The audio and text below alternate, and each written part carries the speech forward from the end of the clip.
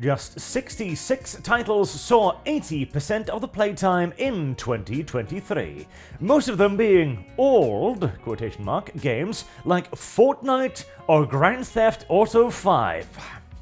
Well, I mean, by the definition, yes, that is true. See, I've been seeing this statement being bandied around a little bit as if it is an indication that the good old days were simply so much better than they are today. But the good old days, well, in this case, the good old days are still pretty much the bad current year days, in my opinion. And the whole thing in and of itself is hardly that groundbreaking, as, well, we had reports from 2022 as well, basically stating the same thing, as it turns out that a game literally designed to be played forever, Fortnite, is being played forever. I know. Shocker. But what I think is more important and interesting to point out about this entire survey here, which basically suggests that most of the games played are simply quite old. On PC, 9.6 years. On PlayStation, 7.4. Xbox, 7.2, with only the Nintendo Switch having a 3.9. Now, a 4-year period is hardly a blink of an eye, but considering the average development time of video games, a 4-year period of domination by certain titles makes a lot of sense, really. And you also got Zelda, The Legend of Zelda Tears of the Kingdom, Super Mario Bros. Wonders, Mario Kart 8. Like, these aren't, Fortnite-style games. Or Grand Theft Auto, which has also kind of become a Fortnite game. Or Minecraft, Though, there aren't a whole lot of, strictly speaking, single-player games on the list. Starfield.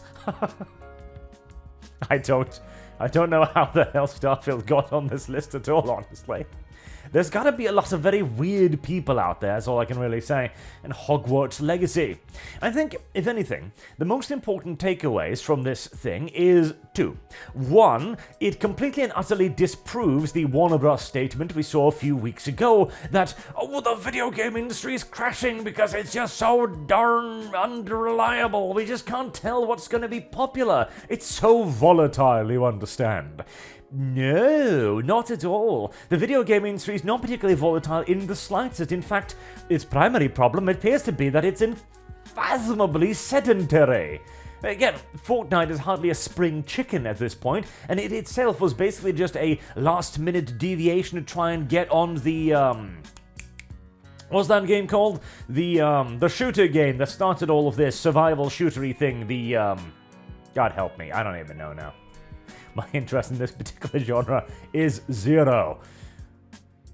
Yep, nope, still can't remember. Anywho, and Minecraft, which is older still. Like, Minecraft was a topic when I was in school, goddammit. Like, clearly here, the industry isn't particularly... The Sims, goddamn you! The Sims as a franchise is ancient! League of Legends, God help me! Actually, no. The video game industry is not very volatile. It's rather sedentary. And what becomes hits is actually fairly easy to predict because the majority of the market right now are casuals. And here's the problem though. The casuals are also creatures of habit. This makes it very difficult for new contenders to get into this field.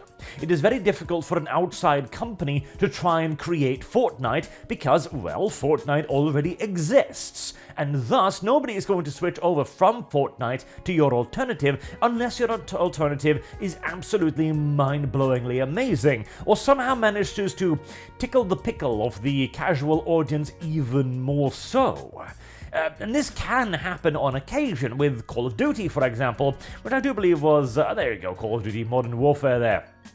Because Call of Duty was once actually the outlier. It was the competitor to Medal of Honor, which was the largest shooter multiplayer kind of thing, right? And then Call of Duty came up from behind it, appealed better to the audience and to a wider, more casual audience as well. And now, Medal of Honor, hell, most people probably don't even remember that it was a franchise. So it is possible, but it depends primarily upon your ability to debase yourself yet further.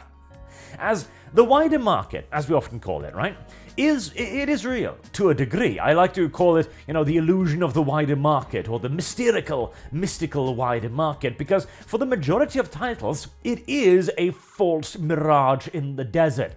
To Total War, for example, the wider market is absolutely a big fat lie, because you're a Total War game. You will never be Fortnite. No matter how hard you try to appeal to the lowest common denominator, you will never ever reach them, because they're going to look at you, a strategy game, huff, spit on you, and get back to playing Call of Duty. For these games, success is more easily achieved. All you really need to do is go for your core audience, which is what Nintendo proves again and again and again and again. Why do we have 8 Mario Kart games? Now, bear you in mind, I don't know much about Mario Kart, so perhaps I'm wildly mistaken here, but I do believe that the core gameplay loop of Mario Kart has remained largely unchanged as number 1. Why then are there 8 of them? Why are we still making Zelda games? Why are we still making Super Mario Brothers games? Because you have a thing, it has an audience, and you simply keep feeding that audience what it wants year after year after year. That is how you build a franchise. Too many developers today are trying to become Fortnite, just overnight, just like that. Oh hey, we're an enormous success. You're not going to be. The odds of you being the next blow-up success are about 0.00000 ad infinitum 0.1%, especially in a market already oversaturated with the next big things. Unless you actually do come up with a completely different next big thing, you're not going to be competing with the already entrenched opposition. I thought we would have learned this lesson via World of Warcraft and the MMO boom, where 98% of those games failed miserably, but it is the video game industry, and its ability to absorb wisdom and or lessons is equal to that of a brain-damaged goldfish submerged in a tank currently engulfed in electricity and or mustard gas. Don't mustard gas penetrate water? Anyways, you get the general drift. You need to create the audience. See, Total War didn't become big overnight either. It built an audience slowly but surely over time by perfecting the formula. The grand strategy in general is a fantastic example of what new developers need to be aiming for. You need to be aiming for the paradox model. Now, paradox has gone to hell in a handbasket in and of itself, but the basic idea is still build an audience, build a niche, and then construct. And you are not even giving up the possibility of becoming a blow-up success by doing so. Crusader Kings 3, years after its release, became a blow-up success. Helldivers 2, the perfect example. Nobody played Helldivers 1. Okay, that's a bit of an exaggeration, but you get what I'm saying, right? And then Helldivers 2 arrived, and boom! Everywhere. It's now one of the biggest games, and when this list comes out for, 2024, etc., it's probably going to be on it. It's probably going to be competing with Fortnite, actually. You've got to construct franchises, video game developers. You cannot go for one-and-dump games anymore, because the market of hits is probably dead. And this does suck to a certain degree, absolutely, because what I'm essentially saying is you've got to make, this is my franchise, 1, 2, 3, 4, 5, 6, 7, 8. And that hardly encourages innovation in the gaming market. And I wish it wasn't so. I wish we could return to the days of, Company of Heroes and Dawn of War, where games would release and they would at least have something special about them, right? Company of Heroes, a revolution in the strategy game market. Dawn of War 2, and 1 with the sync kill animations. The sync kill animations weren't anything particularly, revolutionary when you think about it. All it really is that units look cool when they kill each other, but at least it was something, right? Especially compared to Dawn of War 3 or Company of Heroes, the new one, so on, so on. The key really is to find one thing to innovate on, one thing to advance further, and then continue to building. Helldivers 2 could be used again as another excellent example of this. Helldivers 2, he doesn't reinvent the wheel in any real regards, it simply perfects the extraction shooter formula and adds in a couple of cool tidbits here and there, like for example the mini rhythm game almost, where you use your arrow keys to call in call-ins, for example. Call-ins, well, I suppose it's technically correct. That was a brilliant idea, because it adds in a tremendous amount of stress to the act of calling an artillery barrage, particularly if you're getting pelted by laser fire as you're doing it. So please, video game developers, stop trying to be Fortnite. You will never be Fortnite. Now, you could potentially eventually become a Fortnite-esque thing if you build on it. And this goes out specifically to Warner Brothers as well. The volatility of the franchise. The franchise is set in goddamn stone. It is simply that you are trying to compete with stone on being hard. And thus, unless you happen to be a diamond, you're probably going to lose out.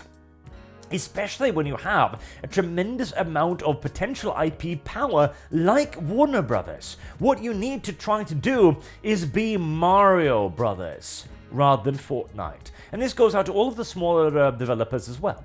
If you're making a game, make it for your audience first. Once you've constructed a base, then you can build on that base. And once you have a loyal fan base, they will almost never ever abandon you, even if you repeatedly and consistently abuse the shit out of them. Which again, Total War has so neatly and thoroughly proved. Oh, God help me, Total War. It used to be a great franchise. Used to be. Though, even then, you can only beat a dog for so long until it starts biting you back, I suppose. As I've been playing the Lord of the Rings mod for Medieval 2 quite a lot recently, and whilst it is definitely designed for people who have played a lot more Medieval 2 recently than I have, and thus certainly has some mildly unfair elements to it. Just the act of playing Medieval 2 again is incredibly zen. Like, the game just feels so much better. The pacing of it, the interface, all of it just, it's like coming home. It's a warm bath after the trials and tribulations of modern day Total War and Pharaoh. I guess even building the franchise can go wrong on occasion if you forget about your actual audience. But still, that, in my opinion, is the takeaway of this. Don't try to be Fortnite. Try to be, if anything, Medieval 2. Yes. Or Grand Strategy in general. 9.6 years, eh? Honestly, I was hoping for it to be more on PC. Do let me know what you think there in the comment section below as well, as this is an interesting little topic. But when it actually comes to the oldness of it, that in and of itself is kind of a non sequitur in my opinion, because of course game design, again, to be played forever, will be played forever. Not to mention, when you are looking at top played games as well over a year, unless you are looking at the flash in the pans, the miracles like Helldivers 2, you're unlikely going to be dethroning anything like Fortnite. Until next time, I have been Arch. Thank you all very much for watching, and I do hope to see you all again soon. Till then, have a good day.